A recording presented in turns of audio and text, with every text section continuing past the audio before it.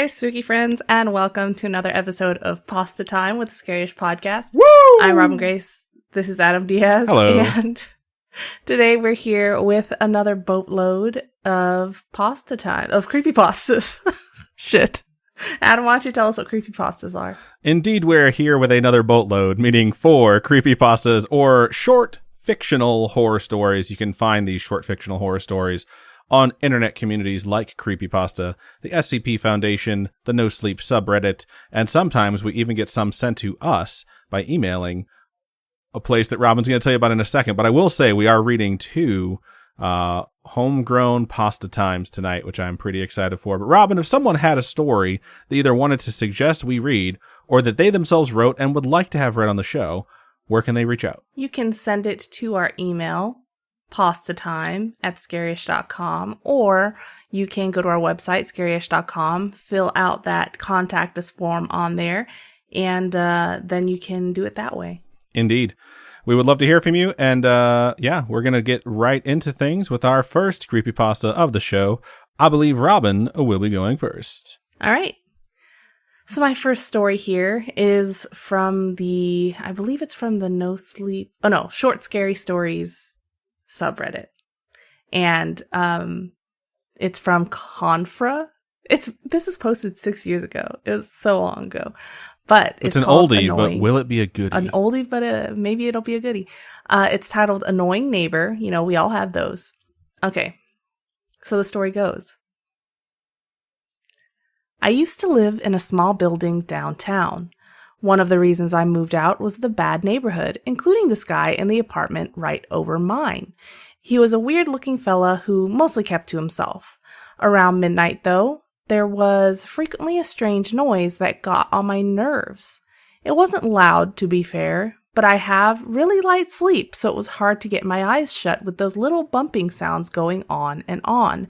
It reminded me of high heels walking about, but not as loud, as if the person causing the noise was actually trying to be silent. After a few days, I realized the pattern was always the same, like a recording played over and over with random intervals in between. And that went on for the best part of a year. Always the same sequence of bumps, slowly tattooed into my mind, sometimes for hours straight during the night. It was only several years later, helping my daughter with her homework, that I learned a little bit of Morse code. She knocked on the table with her knuckles, and a shiver immediately went through my spine as I recognized that exact pattern. When I asked her what it meant, she laughed. "It's the easiest one, Daddy," she said. "It's SOS. The one to call for help." Oh, man. I thought it was going to be send nudes. SOS is so much more scary. Send nudes.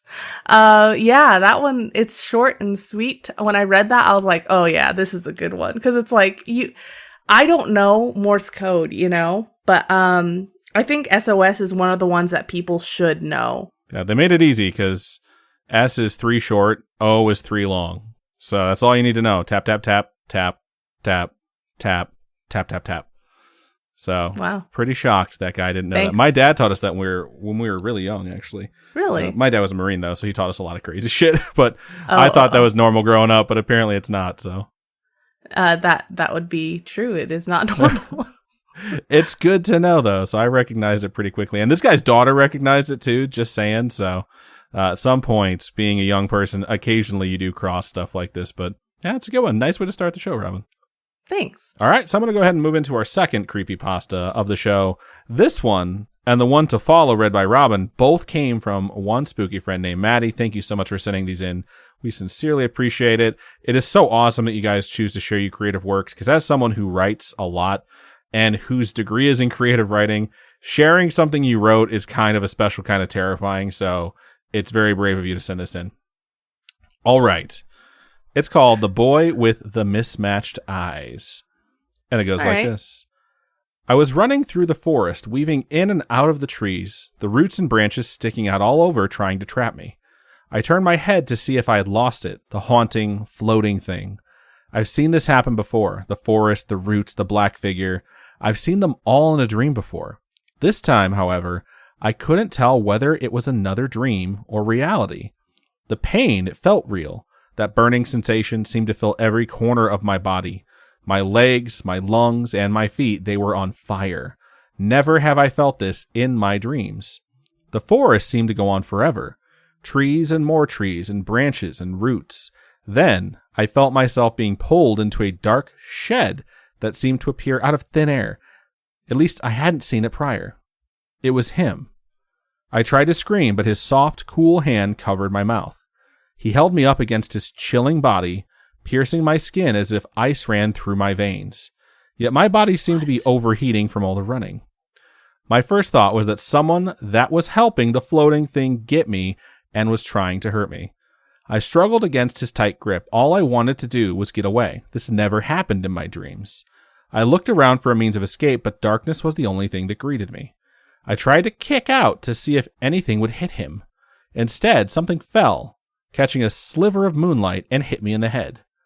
I crumbled to the floor, a sharp, searing pain pulsing through my brain. As the room started to spin, my vision started to tunnel, and everything was blurry. I don't know if it was the fact that I just got hit in the head or not, but I definitely saw fangs. I woke up, no longer in the forest. I could see only a white ceiling from an unfamiliar place. I looked around the room and saw a mysterious boy sitting at the left of me, staring at me with those piercing eyes.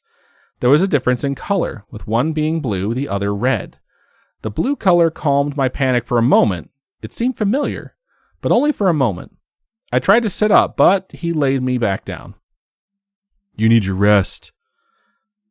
His voice didn't seem to match his face. See? That's why.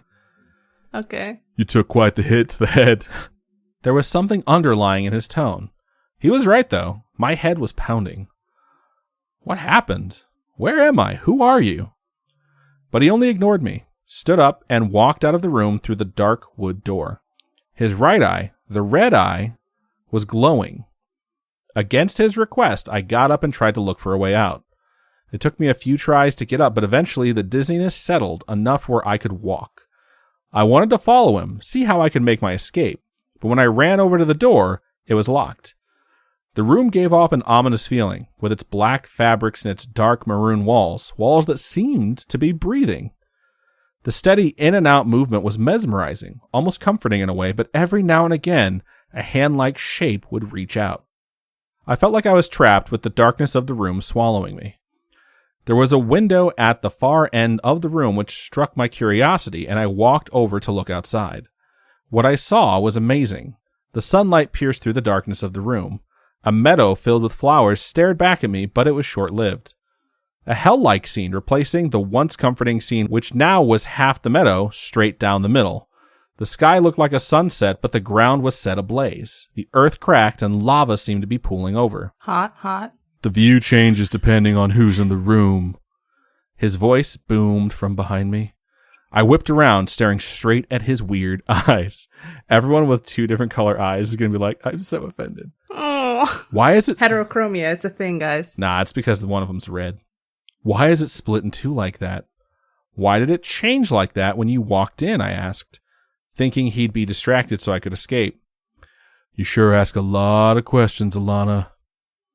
I froze like a deer in headlights. How do you know my name? I asked, then stepped back a bit, wanting to create distance between us. He laughed at me. It was a deep-throated laugh, his red eye glowing again. Oh, sweetie, I know everything, he said to me with a deep, slithering voice. Slithering is a really gross adjective. Right, I was gonna say, like, what? I stopped. I'm trying to imagine what it sounds like in, like, parcel tongue. Yeah, I was gonna say slithering. To me, when I see slithering tongue, the first thing I think of is like, oh, he sounds like a snake. I stopped talking, trying to think of a way to leave the breathing walls. His eyes were radiant, drawing me in. His left eye was blue, like the Caribbean Sea with specks of gold. His right eye, though... This is way too much detail. That was terrifying. I've never met someone with a red eye. It was red like a deep crimson, like blood, but it had specks of black. He snapped his fingers in my face. I must have stared at him for too long. Your eyes, I started to say, but before I knew what was happening, he was on the other side of the room, and I was stuck. I couldn't move. It felt like chains were wrapped around me and were holding me down. What? I saw a red hue coming from where he was. Something wasn't right, but before I could ask, the glowing stopped. You haven't answered any of my questions. Oh, shit. I thought you were going to say we're trying to reach you for your car's extended warranty. I think that was her that said that. You haven't answered any of my questions. I just wanted to distract him. Fine, but after I do, you have to do what I ask, he demanded. But was he actually going to answer my questions? I had a million questions to ask him, and I didn't know where to start. What was that thing chasing me? Why was it chasing me? A chill went down my spine just thinking about the figure. It still does. It was an essence from hell. He feeds off those who are pure at heart. Okay. He said it like it was an everyday thing, but it made a lump form in my throat and my stomach turn. I feel like your voice for this character just makes it so like, all right, bro, whatever you say, my dude. I think the word you're looking for is awesome. What are you? He looked at me with a grin after I asked that. Obviously a bro. Like it was some game. I'm everything you could ever think of, but I am also nothing. What an asshole. I gave him a confused look, but he just laughed at me. You're everything, but yet nothing? How does that even make sense? All he did was shrug and smile at me like he was teasing me. It's who I am. Say it. Vampire. I was gonna say that, damn it. I saw the twinkle of a Twilight reference in your eyes, and I had to steal it from you. With Batman coming out this weekend, like so many Twilight memes, I'm so I don't for it. want to get distracted, and I don't want to talk about Batman. But I got a 10 out of 10 on IGN, and I'm very, very thrilled to see it. Okay, anyways, I'm gonna keep going.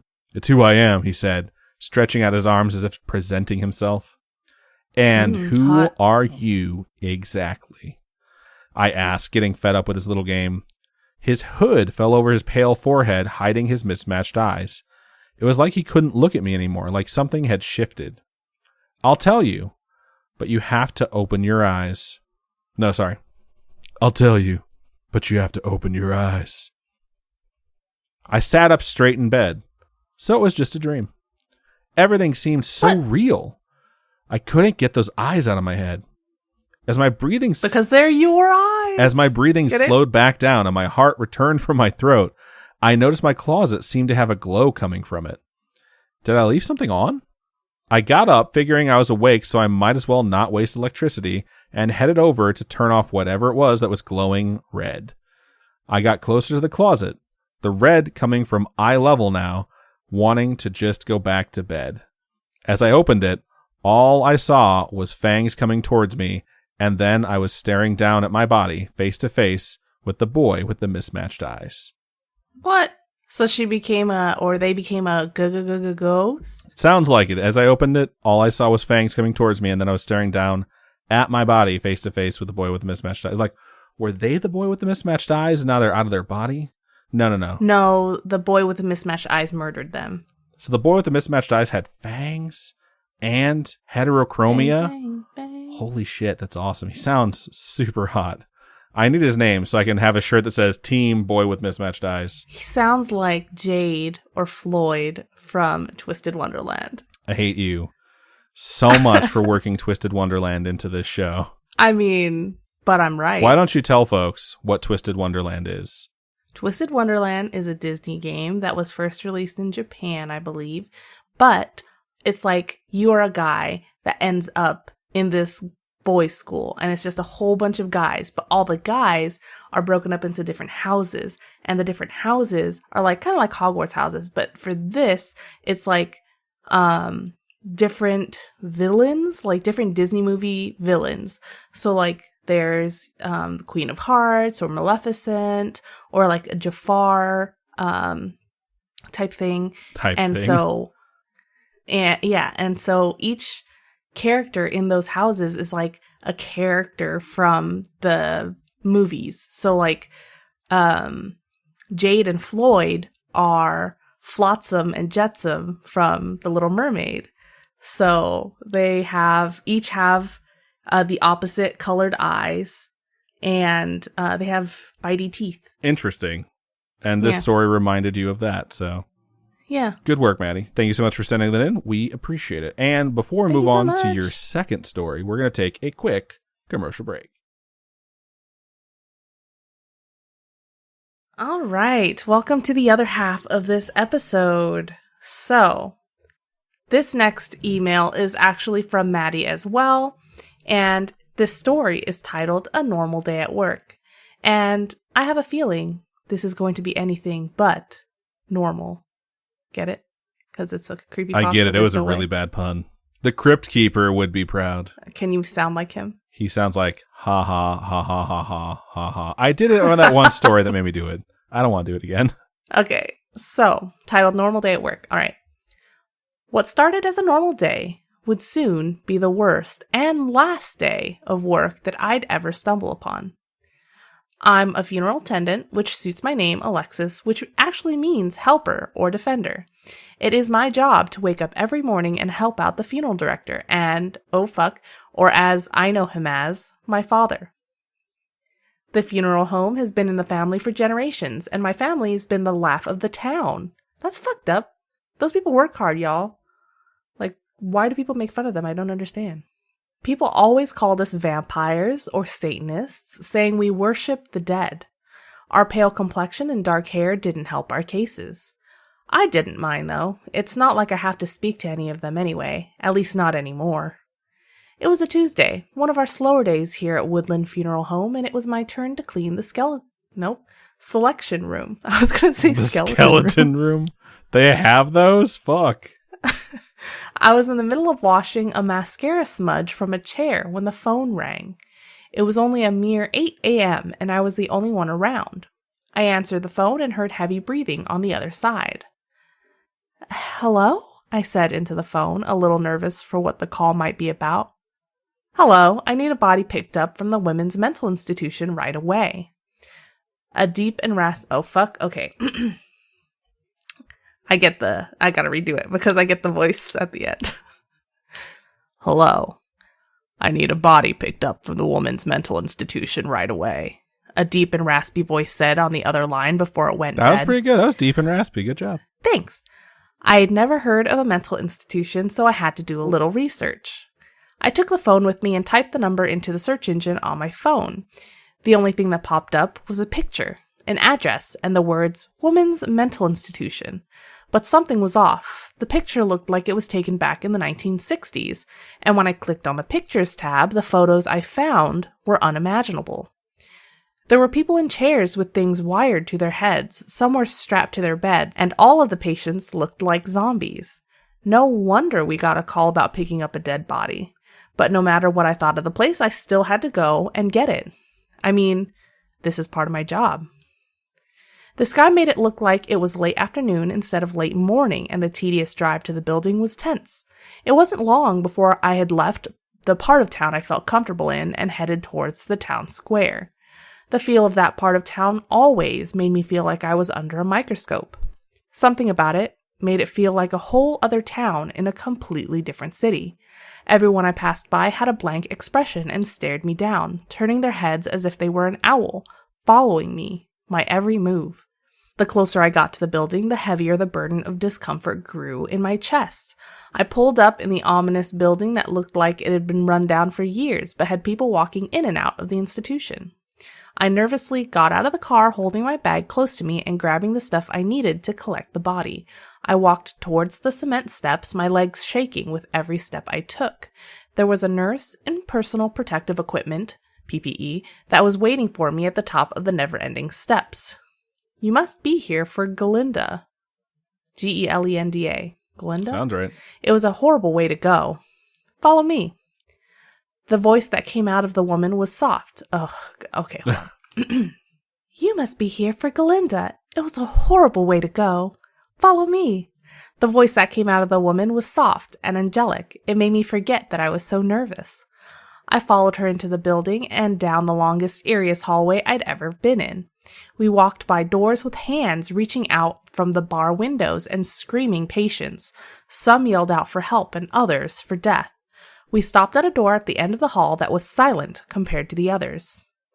"She's in there. The poor thing didn't even ask for help," the nurse said in her sweet angelic voice. She opened the door and held her arm out, motioning me to enter the room.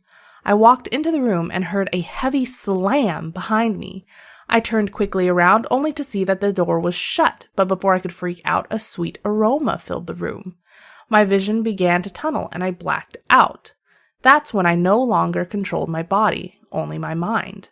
My thoughts are my only friend, because everyone else walks around like a mindless zombie, much like I do now. And then there's like a log entry at the end. So it says log entry number 187. To Woodland Productions for a Utopia. From head provider, Michelle Robinson. It says, Subject 94, Alexis, took the bait well and is now on her way to becoming a proper citizen to the town. There was a bit of a struggle and we had to inject her with something to calm her down. I've already sent out her note to her parents explaining the disappearance. Now all we have to do is put her in her new home and wait for her to become our newest mindless citizen. We are almost halfway to our breaking point in this, and I hope everything will go according to plan. And that's the end of the story. Interesting. That one sounds like a prologue for like a full-blown short story. Or a movie? That would be a good movie. It's a solid premise. I will say, whatever they put in that letter has got to be pretty fucking good, because having someone vanish and not come back, it's got to be a letter basically saying like, I'm vanishing and never coming back. Don't look for me. That was, somehow convinced enough. But either way, that's pretty interesting. Yeah, I liked it. I feel like I want more, so write more of it and send it our way. But either way, Maddie, 2 good stories. Thank you so much for sending them to us. All right, so I'm going to go ahead and move into our final creepypasta of the evening. And this one's called One More for the Orphan, and it goes like this. In a small orphanage in a small village in Russia, there is a young boy. His hair is jet black and messy, and he has tattered jeans and an old, dingy, gray shirt. Nothing is known of him. For 10 years, he sat in the bed in his room, never moving, never blinking, never eating, and never sleeping. In the 10 years, he has not seemed to age at all, continuing to look like a 7-year-old boy. The only thing that proved he was alive is the slow rise and fall of his chest as he breathes, and the refusal to take his eyes off anyone who enters the room alone. A lone psychiatrist came over in an attempt to find out why the boy had done nothing in 10 years. He entered the room and shut the door behind him. 30 minutes later, the orphanage's nurse came to check on the 2 of them. Opening the door, she saw the child still sitting, still not moving, eyes fixed on her. However, something seemed different. He's a demon, obviously. He appeared a slight amount larger. Not by much, but enough to make him look like a late 8 or 9-year-old. You can tell the difference between someone who's 7, 8, or 9. I tip my hat to you. The psychiatrist was no longer in the room. The door was the only exit, as the room had no windows, vents, or anything, and it was, in fact, in the exact center of the orphanage. He continued to sit, only seen occasionally by the lady who would come in to check on him, and she never closed the door upon entry. A week or so later, 2 law enforcement personnel entered the orphanage, demanding to speak to the boy about the disappearance of the psychiatrist. The 2 of them entered, closing the door behind them, as the head of the orphanage stood outside the door. 30 minutes passed, and not a sound came from the room. The head of the orphanage eased the door open. The boy was still on the bed, but the officers were no longer there. The boy was now quite noticeably bigger, about the size of a 15-year-old. His skin was darker than usual, and he looked angrier than ever. But one thing remained the same, his cold, unforgiving eyes that stared at whoever entered. Eventually, the law organized a large group of 10 officers to speak to the boy. They entered the room and left the door open until one of the younger orphans ran up and shut it, apparently in a daze. The head of the orphanage quickly ran to reopen the door, and upon doing so, froze in horror. A low rumbling noise came from the room. One more. If you return to that orphanage, you will see it still continues to run. The orphans live in good care, health, and education. However, there is one room that you will see is boarded up and far from enterable. It's not a word. If you ask what is behind it, you will be removed forcefully from the orphanage. However, when no one's looking, if you place your ear to the door, you will hear a low, ominous growling sound, and if you listen for a bit, you will hear one more. That's creepy. Yeah, I'd say so. I don't want to get eaten by a weird alien child. Do you think it's an alien or do you think it's a demon? I don't think the author knows. I think they just had this idea for like a fun little concept. But I wonder what you think, Robin. I think it's more of like entity from the center of the earth. Center of the earth, huh? I'm going with demon on this one. I think it's a demon pretending to be a kid. They like to masquerade as children a lot. And I think he's just out to sort of absorb the life essence, if you will, of human beings to achieve his final form. And then once he gets to his final form, then he'll turn golden. He's like Cell. And that'll be his second final form. Oh, no. You can't have this kid go perfect form. There's no way. Only Cell can pull that off. Jesus Christ, Robin, read a book. Now I'm just thinking about Frieza, too. God, I fucking love DBZ. All right, that is the final story of the show, and I want to thank everyone who listened or watched this live. If you would like to watch this live, head over to twitch.tv/scarishpodcast on Wednesdays, 6:30 p.m. Pacific time. We would love to have you there. It's always a good time, and yeah, give it a shot. Check it out. YouTube.com/scarish is another place you can go to watch us live, or Facebook.com/scarishpodcast. We broadcast simultaneously to all three spots at 6:30 p.m. Pacific time on Wednesdays. If you have a story you would like to suggest or one that you have written similar to Maddie and you would like to submit so that we can read it live on the air, please email pastatime@scarish.com or you can go to our website, scarish.com, click on Contact Us. In the subject, just put that it's Pastatime and then paste your story. It'll come directly to us and we'd be happy to read it. If you want to reach out to us on our social medias, Facebook is facebook.com/scarishpodcast, which I already said once. Twitter is @scarishpod and Instagram is @scarishpodcast. Robin, for folks who would like to donate to us, how can they do that? You can go to patreon.com/scarishpodcast. Those are our monthly donations, tiers starting at $1. You can also go to ko-fi.com/scarishpodcast, and those are one-time donations. Indeed. We appreciate all of you. Thank you so much for listening, watching, and however you participated with the podcast. It means the world to us. It's everything we got for this episode of Pastatime. Robin, do your thing. Keep on creeping on. We'll talk to you guys later. Bye-bye.